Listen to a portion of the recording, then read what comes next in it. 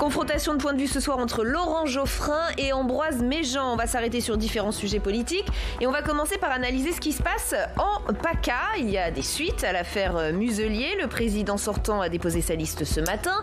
Il figure bien des membres de La République En Marche, même s'il n'y a ni ministre ni parlementaire. On pourrait alors croire que le dossier est réglé, mais non. La polémique semble avoir eu un impact sur les intentions de vote. Avant d'en parler avec nos invités, le détail avec Guillaume Bertrand.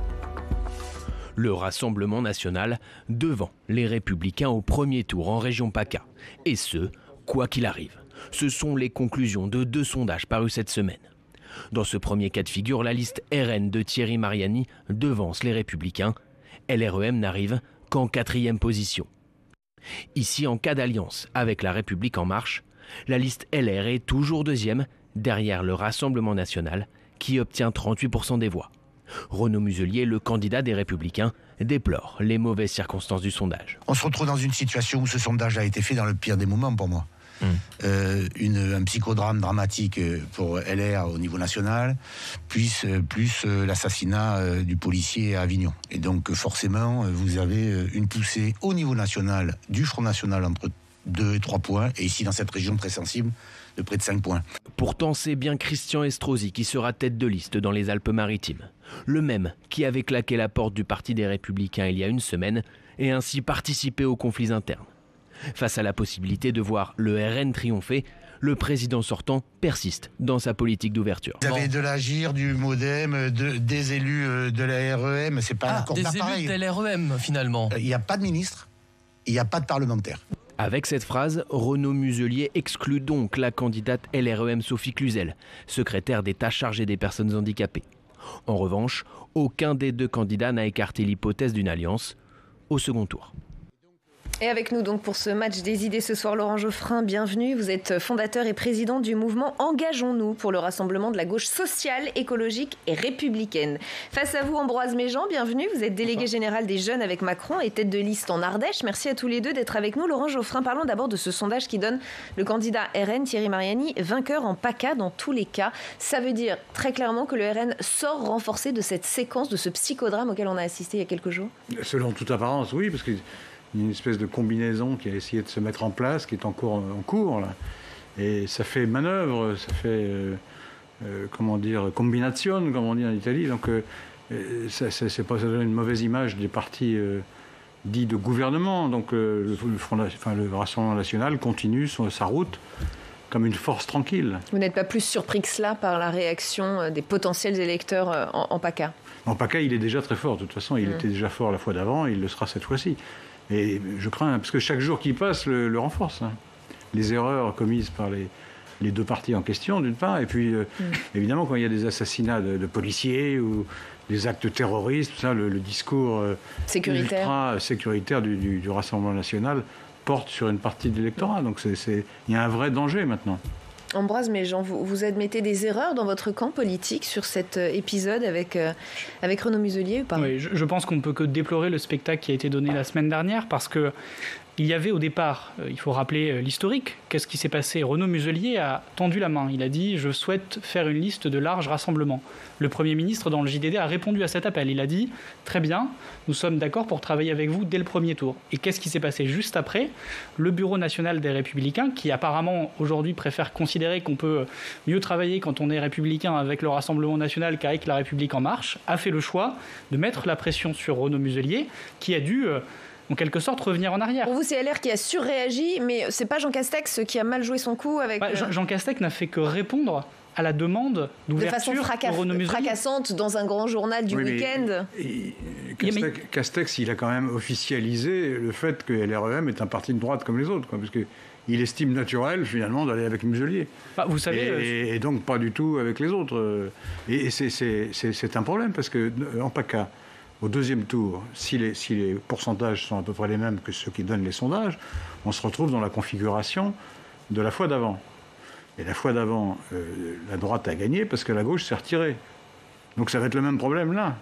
Le sort de cette région, donc la victoire éventuelle du Rassemblement national, va tenir au comportement des électeurs de gauche. Alors si tout le monde se met à droite, ce qui est le cas, puisque tout le monde va se mettre sur la même liste avec Muselier, les électeurs de gauche vont dire, bon, là, on est encore cocu, quoi. C'est-à-dire qu'on est obligé de se retirer, ou enfin, nos candidats, ceux pour qui on a voté, se retirent.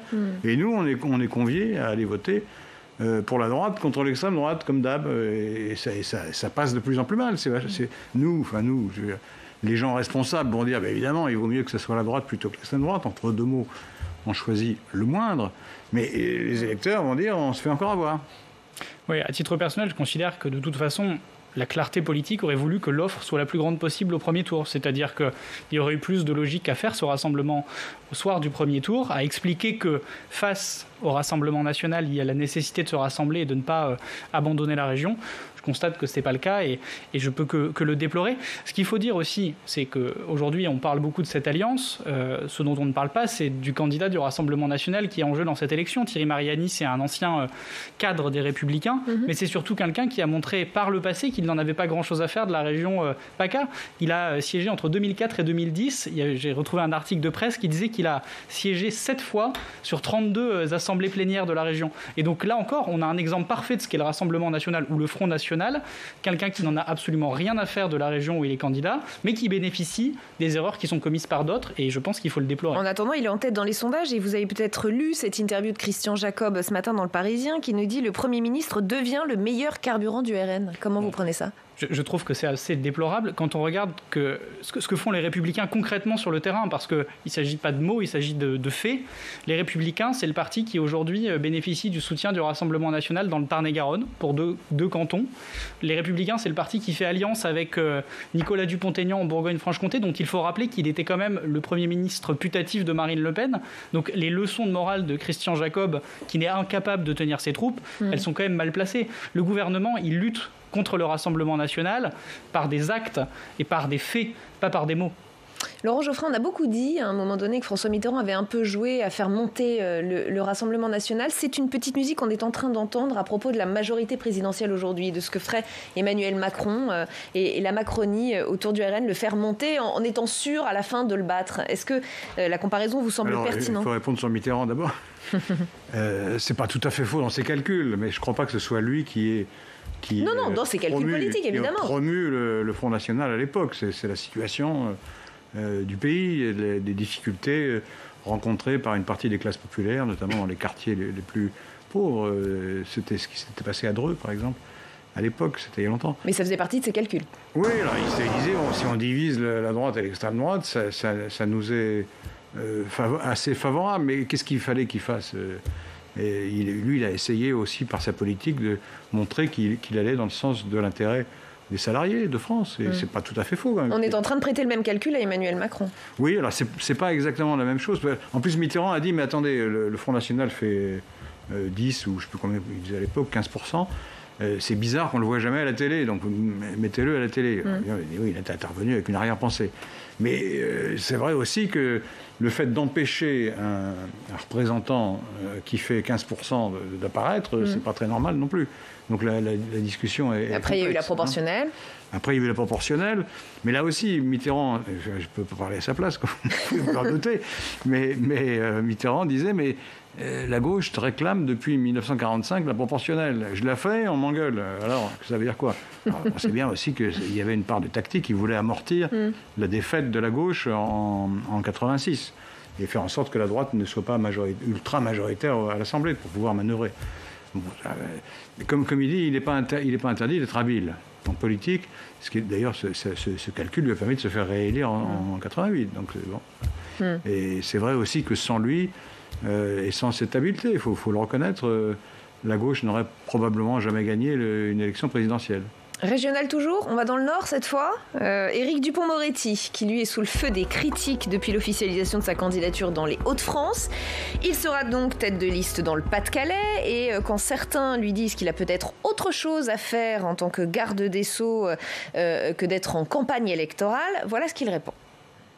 Quand un ministre veut s'impliquer dans la vie locale, on lui en fait le reproche. Quand il ne le fait pas, on dit qu'il est déconnecté. Est-ce qu'il en est un parmi nous qui peut dire qu'Édouard Philippe n'a pas été un bon Premier ministre parce qu'il s'était engagé au Havre ? C'est une escroquerie que de dire aux gens qu'on va les représenter.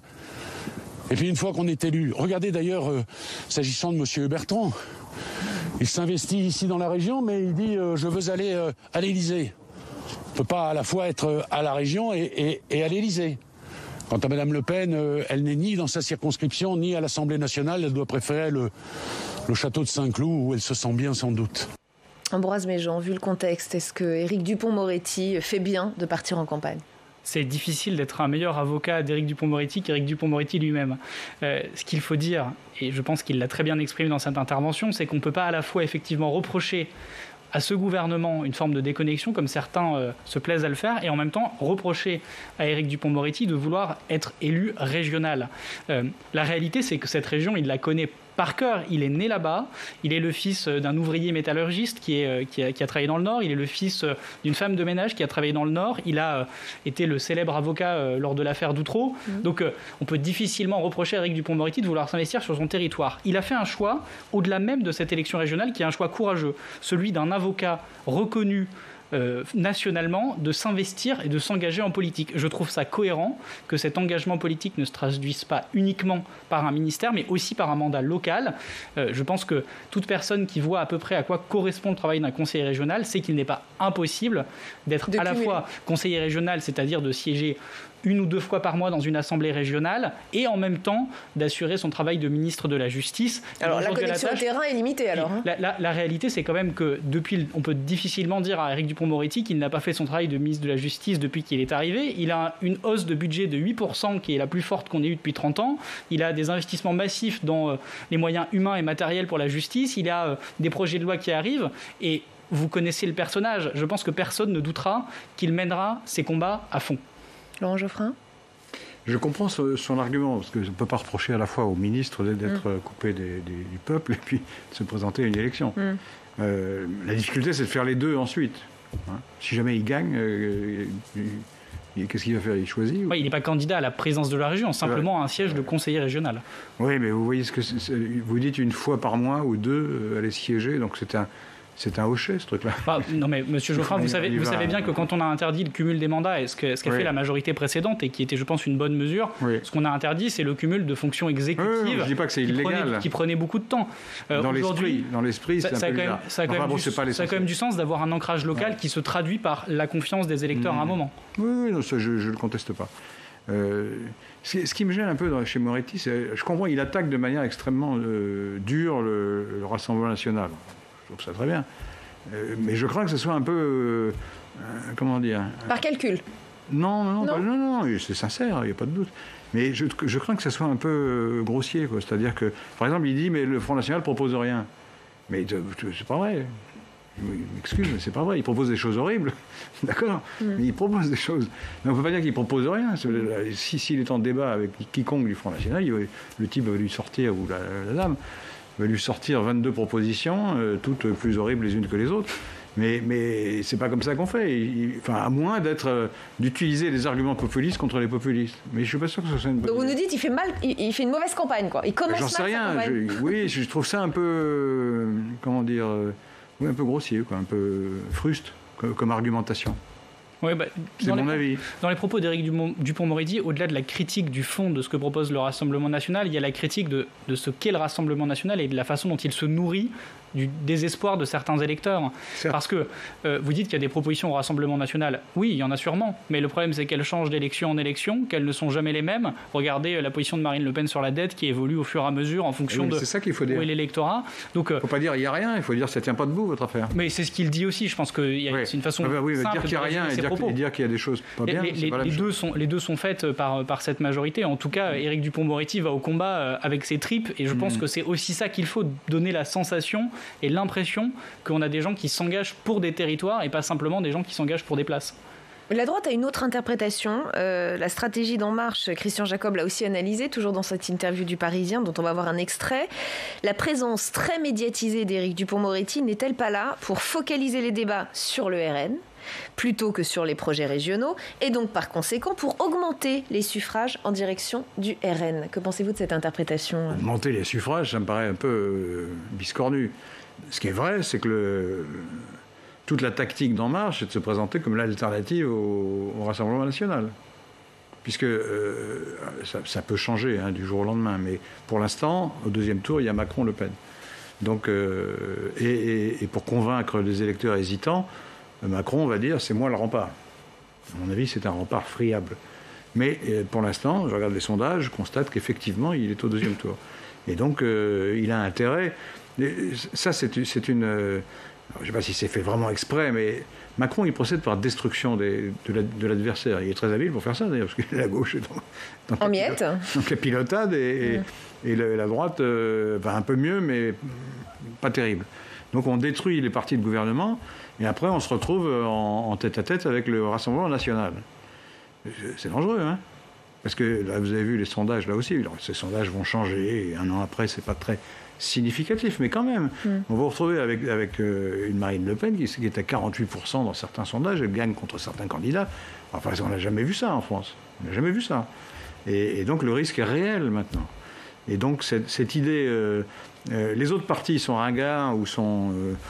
désuets. On ne compte pas, etc. Et on est en face à tête-à-tête, en face à face, comme chien de faïence sur la cheminée, là, avec le Rassemblement national. Mais les gens vont se dire, mais alors, finalement, il n'y a qu'une seule alternative en France. Soit c'est le pouvoir actuel, soit c'est Marine Le Pen. Ça, c'est dangereux. Alors, d'abord, pour vous répondre sur ce point, je trouve toujours ça intéressant de dire qu'Emmanuel Macron a fracturé les autres partis politiques, mais la réalité, c'est que moi, j'ai été adhérent du Parti Socialiste pendant 2 ans, et j'ai rejoint Emmanuel Macron parce que j'avais la sensation d'avoir plus de points communs avec les personnalités qui ont rejoint Emmanuel Macron, avec ce qu'il incarnait, qu'avec certaines personnalités qui étaient à la gauche du Parti Socialiste et qui ne proposaient rien qui ne me convenait. Et aujourd'hui, en fait, ce qui s'est passé en 2017, c'est simplement qu'on a constaté que les fractures internes, à la fois à la droite mais aussi à la gauche, étaient beaucoup plus fortes, beaucoup plus puissantes que l'homogénéité des partis qui voulaient bien afficher. Donc l'autodestruction était en germe. En fait, c'est ça. Je ne crois pas qu'Emmanuel Macron ait eu pour volonté de détruire ces partis politiques. Ils se sont détruits parce qu'il y avait à l'intérieur de ces partis des incohérences fondamentales qu'on retrouve aujourd'hui à gauche. Vous le savez sans doute mieux que moi, mais sur la laïcité, il y a des divergences massives. Bon, vous me direz qu'elles existent aussi dans la majorité. Mais sur l'union... Là, vous avez choisi le mauvais exemple. J'ai tendu la mauvaise perche. Ça s'est pas passé comme ça. Mais pas le moment, non. Sur la question de l'Union européenne, par exemple, entre Jean-Luc Mélenchon et Benoît Hamon ou Olivier Faure, il y a une différence Jean-Luc Mélenchon joue contre la gauche. Sur la question du nucléaire, sur la question de la sécurité, il y a plein de sujets sur lesquels la gauche est profondément divisée, sur l'économie aussi, sur la façon de gérer. Donc il y a plein de sujets sur lesquels les partis politiques étaient profondément divisés. Emmanuel Macron, il a proposé une offre claire, avec des thématiques claires, des positionnements clairs, que les Français ont choisi de rejoindre. Le Front National, il a été placé au second tour par qui ? Par des électeurs en 2017, qui n'ont pas jugé le bilan d'Emmanuel Macron, qui ont jugé le bilan des 2 quinquennats précédents. Et donc dire qu'Emmanuel Macron est celui qui nourrit le Front National, moi je ne l'accepte pas, parce que la réalité c'est que qu'est-ce qu'on a trouvé en 2017 ? Un pays où il y avait déjà Marine Le Pen au 2e tour. Quel progresse aujourd'hui ? C'est un fait, dans les sondages en tout cas. Je constate quand même, personne ne le dit, mais qu'à la fois aux élections européennes, elle a reculé de quelques dizaines de points. Aux élections régionales, son score national est aujourd'hui plus faible que ce qu'il l'était en 2015. Donc il y a une forme de catastrophisme au travers des sondages. Peut-être que la réalité est peut-être moindre. Un 3e point à analyser avec vous ce soir, c'est la réponse du général Lecointre aux militaires encore actifs qui ont signé donc une 2e tribune dans Valeurs Actuelles. Le chef d'état-major des armées les invite à respecter la neutralité de l'armée et je le cite, le plus raisonnable, dit-il, est certainement de quitter l'institution pour pouvoir rendre public en toute liberté ses idées et ses convictions. C'est donc ce qu'il a écrit dans un courrier envoyé à tous les soldats. Et c'est le dernier épisode donc de cette affaire de tribune. Avant d'en parler avec vous sur ce plateau, on va en parler avec Jean-Daniel Lévy. Bienvenue Jean-Daniel, vous êtes directeur délégué chez Harris Interactive France. Merci d'être avec nous. La 2e tribune compte aujourd'hui environ 2 millions de visiteurs uniques. Et la pétition a été signée par environ 250 000 personnes. Est-ce que c'est la preuve d'un soutien des Français à ces tribunes de militaires ou pas ? C'est la preuve déjà d'un intérêt. Quand on avait été amené à demander aux Français, à l'issue de la première tribune, s'ils en avaient entendu parler, les 2 tiers des Français en avaient entendu parler. Alors ils ne connaissaient pas forcément la totalité de ce qui était contenu dedans, mais le simple fait qu'il puisse y avoir des militaires qui exposent des éléments et qui renvoient justement à des dimensions qui parlaient aux Français, indépendamment de leurs émetteurs, avait suscité un vrai intérêt. Est-ce que la France apparaissait comme étant entièrement unie? La réponse était non. Est-ce qu'il y avait des interrogations de la part de la société française sur la manière dont les Gilets jaunes avaient été traités? La réponse est oui.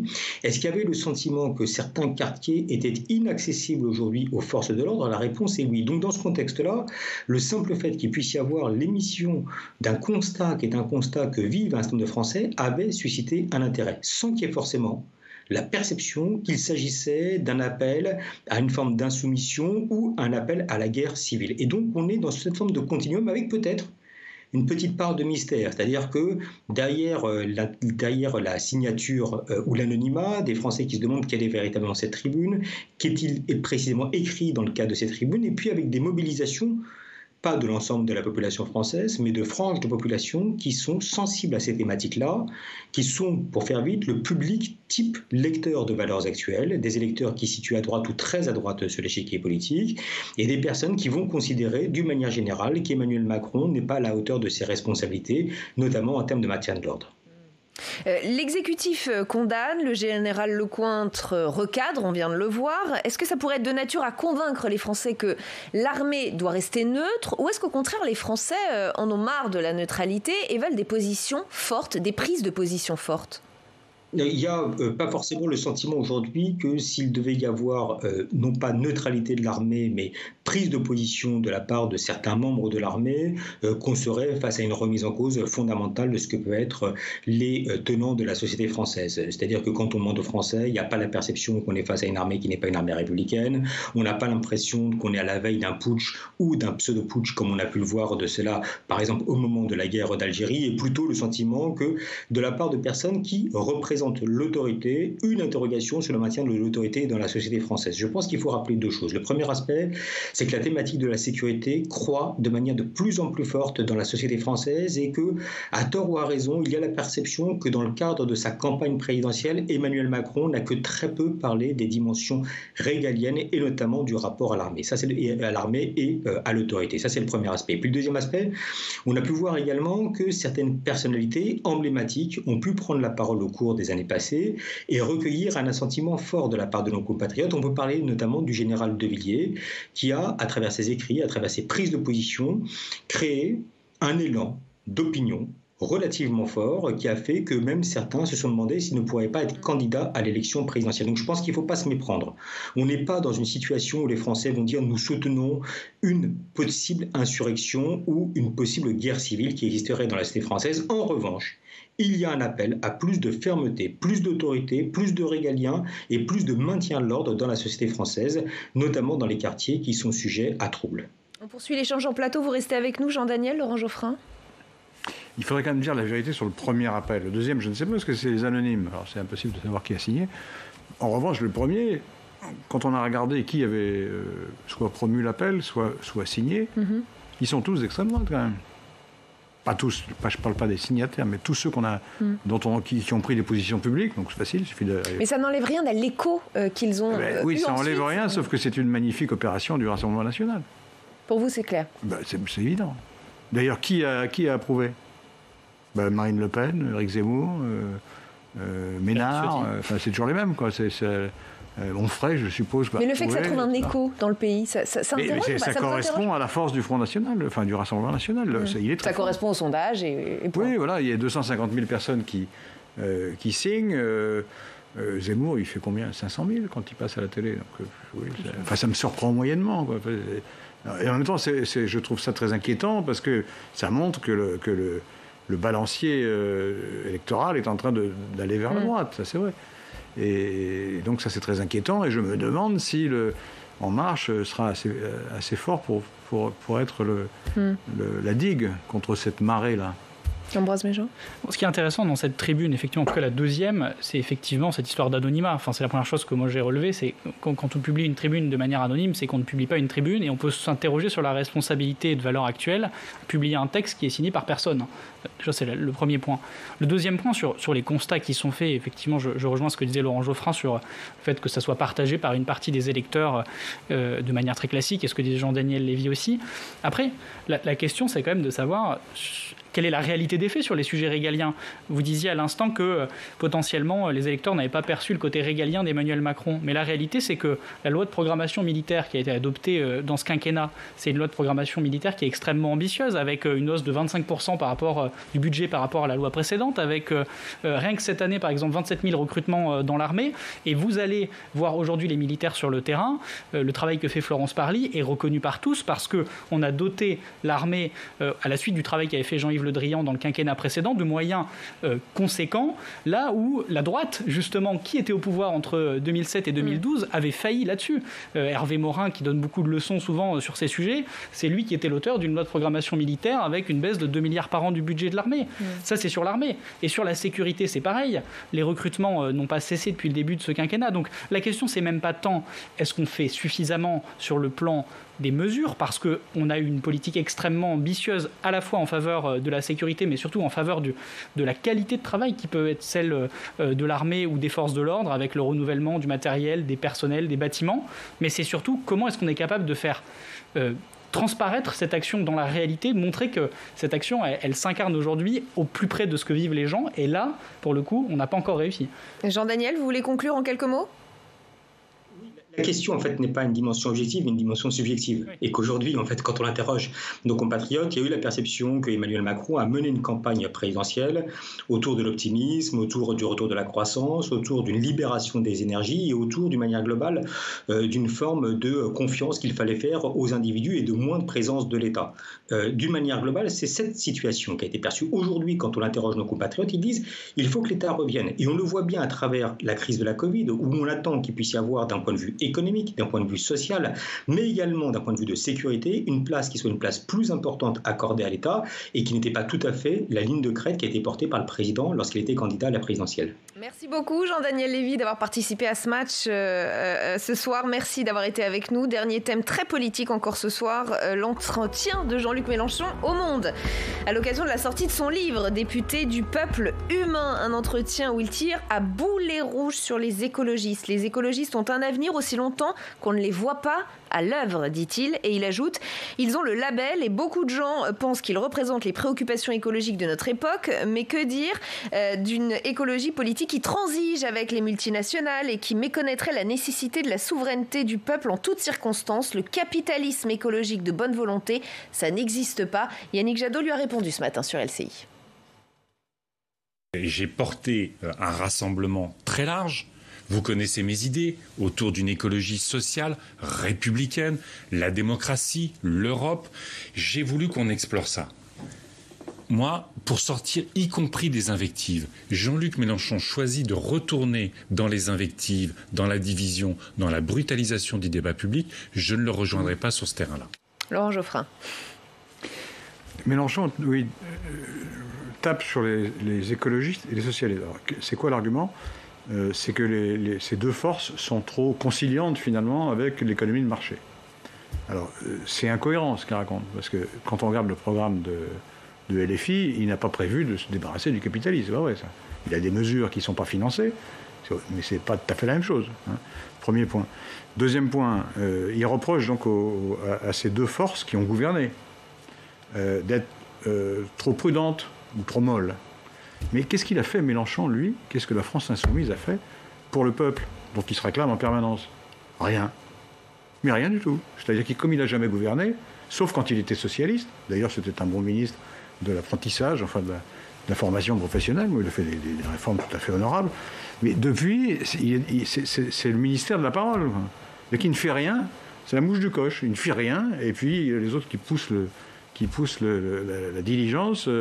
il est houspillé en disant vous n'allez pas assez vite, ça ne marche pas, etc., etc. En tout cas, l'idée d'une gauche unie s'éloigne de plus en plus, non ? Oui, mais alors là, pour le coup, ce n'est pas de la faute des socialistes ou des écologistes. Hein, encore que les écologistes disent qu'ils vont avoir leur propre candidat. Donc ça, non plus, ce n'est pas très unitaire a priori. Donc vous tirez un trait sur le deuxième tour ? Non, pas forcément, parce que historiquement, la gauche ne gagne pas forcément quand elle est unie, et elle ne perd pas forcément quand elle est désunie. Hein, le problème, c'est qu'il faut être fort.